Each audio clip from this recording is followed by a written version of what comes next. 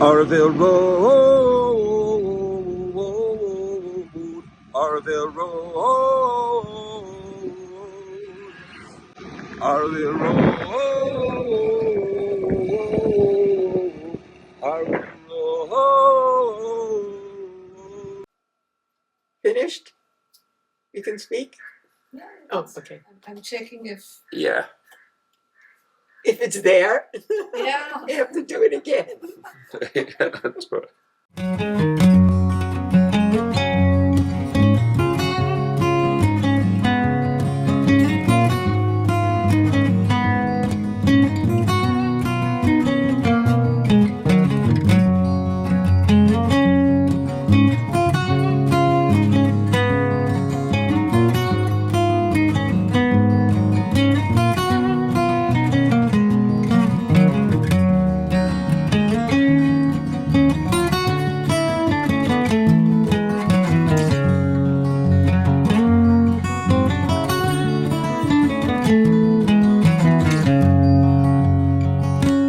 Hi, everybody. We're back again for another artist feature.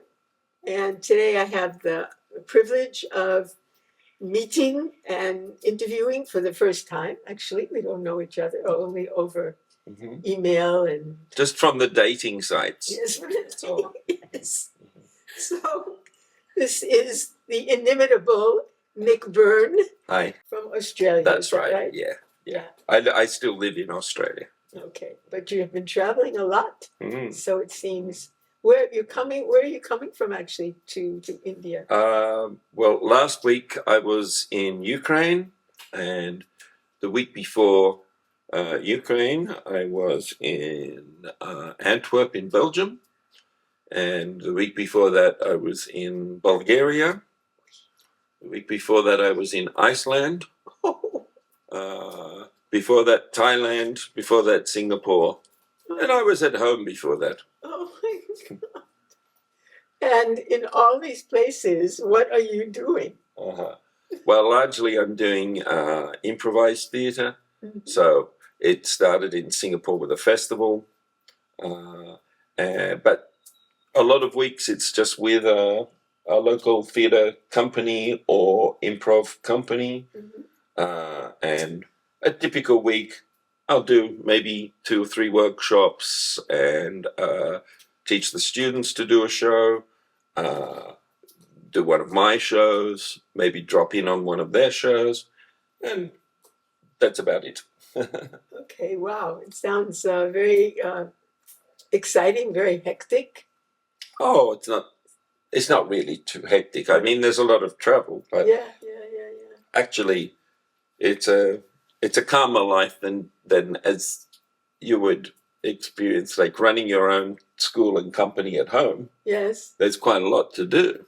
So when I travel, someone else is doing most of that, and it's actually a simpler life. And of course, I get to just meet such extraordinary people and see all these new places. Oh God, I'm jealous. I mean, it's. I'm really jealous. I don't think I can complain about it being a bit hectic. No. I mean, because I'm here, and sometimes it feels like in Auroville, I'm in a very special location with some contact, into Europe and North America and other places. But there's also sometimes a feeling of isolation. Yeah. Like, am I in touch with what's going on, in theater and around the world? So how do you manage to get these connections with people? It's by word of mouth, or? I guess, like that online community we're in, there's a very well connected improvisation community throughout the world. Of course. And I guess also because in that particular end of theatre, where if any of us, any of the schools agree on any fundamentals, it would be that I need to accept the offer you're making and build on that a little bit. Yes, and so pretty much. Yeah. So if I'm in a city in the world anywhere, there probably is an improv community. Sure. And if I ask them anything, they're probably going to say yes. Okay. Because it's their great. minds have been I had put retrained. put that simple thing together, but of course I understand. When I came to India for the first time, I wandered into what was called Auroville, and it was just a place in the guidebook for me at the time. The fellow I was traveling with, he knew something about Auroville because he had been a teacher. This is how things are connected. He had been an English teacher in Kathmandu, and he had taught a young Tibetan boy who had grown up in Auroville. So when we came down south, John said, "Oh, let's stop in this place called Auroville. I know something about it." And so we came in, and we came on our bicycles from Pondicherry, and we came up this dirt road. And I stopped the first person I saw, and I said, "Anybody here doing theater?" You know, that's my first question when I come to a new place, to find my family, to find my tribe. And the fellow pointed me vaguely in the direction of the auditorium, Byrne, and he said, "Yeah, you go that way, and you find Jeff." And so finally I found the auditorium, and Jeff was from Australia. Oh. His name is Jeff Goodfellow, I think. I'll have to check that. We'll tell you later. So all Jeff, Australians are good fellows. Yes, Jeff was there, and he had an improv group. Wow! Oh, how about that? That was the first group of people that I met in Auroville. Huh. So I understand and appreciate your travel mode, how you get from one place to another. Anyway, I think theater people are more or less gypsy-ish. You know, we tend to find where we are belonging, and then when that's finished, we go to another place. And well, I think the art, certainly the art of acting, and perhaps of a lot of theatrical pursuits is learning to become yourself by experiencing as many different things as you can. Yes. And if you're trapped in one idea or one group of people, you don't learn so much about yourself. Yeah, exactly. Yeah. I mean, I've been here in India 34 years, and in Auroville, since it's an international community, it means you have to be open and listen, as we were saying earlier, to listen. Because people come here with their own culture, their own language, their own background, emotional, and all the rest of it. And so you have to be as open as possible in order to say, okay, how am I like this person? Like in acting. That's right. And where do we have a common ground? How can I understand and empathize with this other person? And I think that is actually the raison d'être, the reason for Auroville is for that. Yes. So I think you're in the right place. I'm sure I am. I feel good here already. You wrote me and said, well, I may spend the rest of my life here. So that was, it's possible. Don't wish for it, because but I'm here in the nice cool weather, you know. And you mean maybe the other weather might be too much for me. Yeah, the other parts of the year are a little bit different. This is the coolest and wettest part of the year. You were mentioning earlier that you have come from our friends in Kyiv. Yes. You want to give us an update on what's going on there? Yeah, sure. For those who do not know, Nick and I are part of an international network of theater people who are relating and supporting and loving and having all kinds of connections with a theater group in Kyiv, in Ukraine, called the Pro-English Theater Group of Ukraine. Yeah. And shout out to Alex. Hey, Alex. Hey, Alex. So this is where Nick has just come from. Yeah, I mean, I think there are more people who, when you ask them about what they think of Australia, think of spiders and snakes and sharks and Crocodiles. right, than anything Yeah. else. And I guess if you ask people or tell people you're going to Ukraine, then they just think you're going to get bombed. Yeah, yeah. Yeah. But you know, just like India's a big place, you can imagine that you're living here in Auroville and the war is in Delhi. Uh, it's a bit like Hypothetically. you can, so you know it's not so bad. Of course, in Kiev and Lviv, where I also worked, there, yes, at the moment there's pretty much nightly air raid warnings, but they have pretty good defense systems. Mhm. So it's unusual that actually too many people get hurt in those big cities. So I'd say less than crossing the street in Pondicherry, probably. You know, something like that. But certainly less people, I would think, dying of firearms problems than in, say, a lot of American cities, Yeah. especially now. And so I wasn't scared of going there. You were not scared, really? No. I mean, you can't fly. You have to catch a long bus or train from Poland. So, I mean, maybe a little scared of the bus drivers. But, okay. but no. Welcome to India. Right. But very, very, very friendly people in Ukraine. I call them the Irish of the North because it's not like the Russian accent, but it's very lyrical. So very lyrical, very poetic. Mhm. They find humor in everything in the darkest times. And the cities are busy, functioning places with traffic jams, with people getting up and going to work. The only real difference is, yes, if you hear the warning, you better go downstairs to the bunker.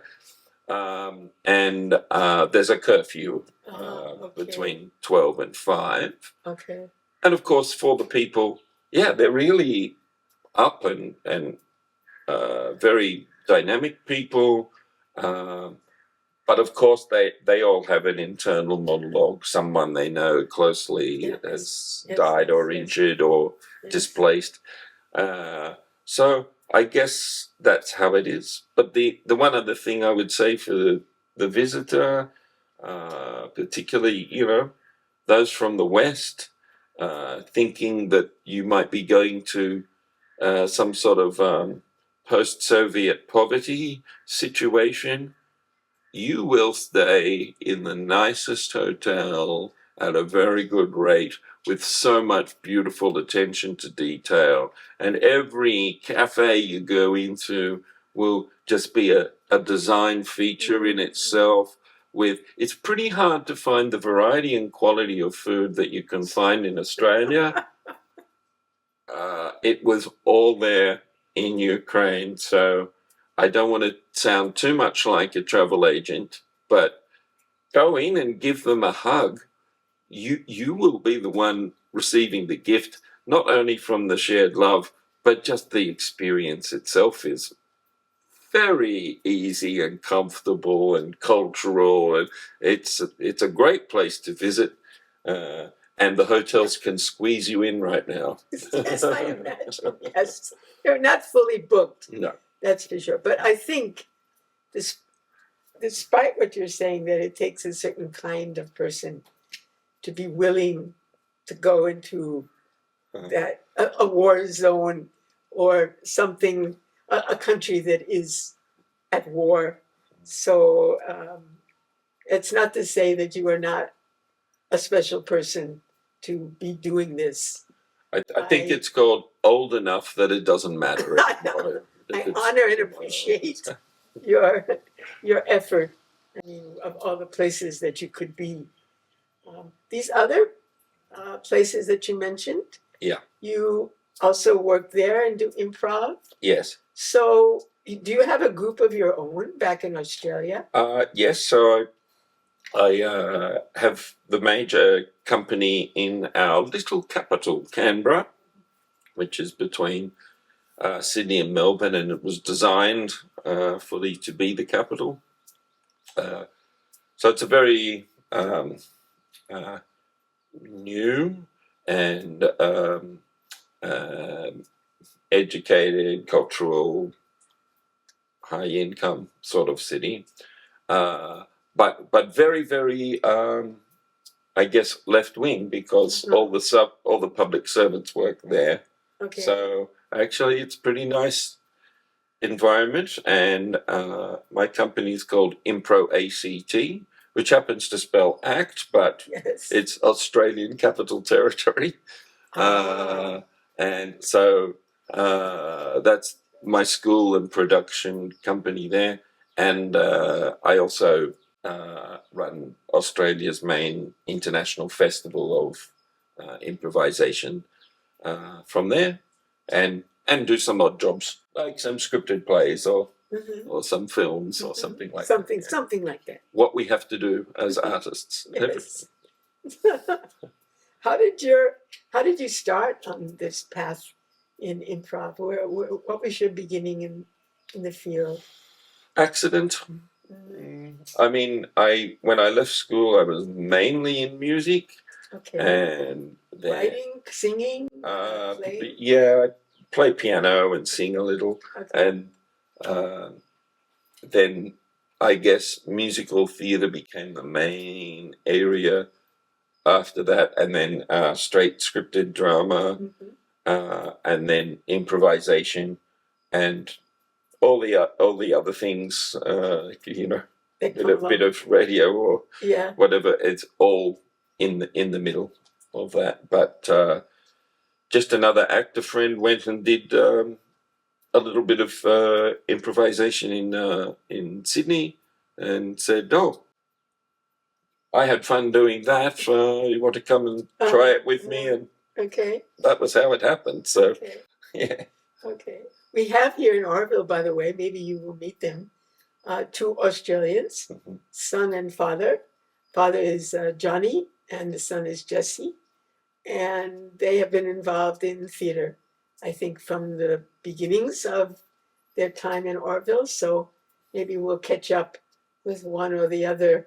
Maybe. And Jesse works mainly with, both of them do actually, with the youth and the youth-minded people in Auroville. And they do comedy. And sometimes the comedy is very self-reflective comedy. It comments on Auroville and its many foibles and traps and funny stuff that just goes on here. And they make us laugh about Auroville and what we're doing here. So we'll try to catch up maybe with Jesse. What is it about improv that attracts you so much, that has kept you going? Well, it's definitely the human angle, because I mean, of course, in all theatre, we strive for that really authentic connection that creates the relationships, that creates what the audience is actually interested in. The relationship. A better world. Yes. We're all striving for that. But I guess, and I did a lot of scripted theatre and still love it very much. Okay. It is possible to cheat and get away with it. We strive for this, and we hope we're getting it. But in the end, I know that when you've finished saying that, I'm going to say this. Sure. And I know that when you walk over there, I'm going to sit down here. Usually, yes. So usually. So in this sense, it's only my best. How will I put it? I don't want to say faking, but it's my best emulation of the truth Uh-huh. that I can do, that hopefully feels true To and you. connects us. Yes. In improvisation, it is happening right now. Yes. I don't know what you're going to say or do. So my chief skill is I have to listen to you. I have to observe, Yes. and I have to respond to exactly what happens now. And this causes real change in people. So it's not just that of itself, but I work in a situation, and probably yours is quite the same, where every week someone will be saying, they'll stay behind after class or something and say, I just have to, just want to say thank you because my life has improved as a result of this. And so, if you're getting that all the time, well, you can't leave a job like that. You get addicted. What else do you do? What else do you do a job for? I mean, where you can get this kind of if response. you can eat and sleep and have this sort of love and joy in your life, well, I think I'm sort of stuck with this. I think that's a good place to stop because we're not stuck, but there's so much more we could say. We could go on with this conversation, but the battery is running out and yes. needs to be changed. And so, in spite of the rain, thank you, Nick Byrne, from coming, and we will see what happens. We haven't started working together, but this is a very nice introduction. I think we'll get on. I think so. I think so, but stay tuned for updates. It's a small place. If there's a fight, you'll hear about it. You'll hear about it. No.